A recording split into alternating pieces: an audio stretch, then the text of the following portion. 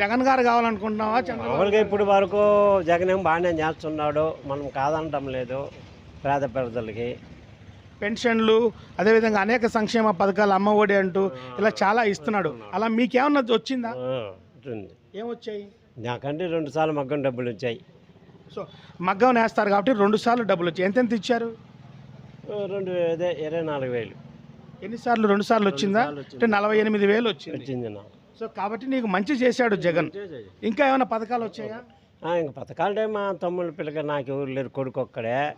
కాలు నొప్పికి మగ్గం మానేశాను. ఓకే. 3వ సారి రాలా, అంటే అవును. కాలు నొప్పికి మగ్గం మానేశాను. అందుకని 2 సార్లు మగ్గం వేసేటప్పుడు ఇచ్చారు మహానుభావుడు. సో మీ తమ్ముడి పిల్లకాయలకు కూడా అమ్మఒడి లాంటి పథకాలు కూడా వచ్చాయి. సో మొత్తానికి జగన్ గారు మంచిగా మంచిగా చేయి, ఆయనే రావాలని కోరుకుంటున్నాను. అంతే కదా.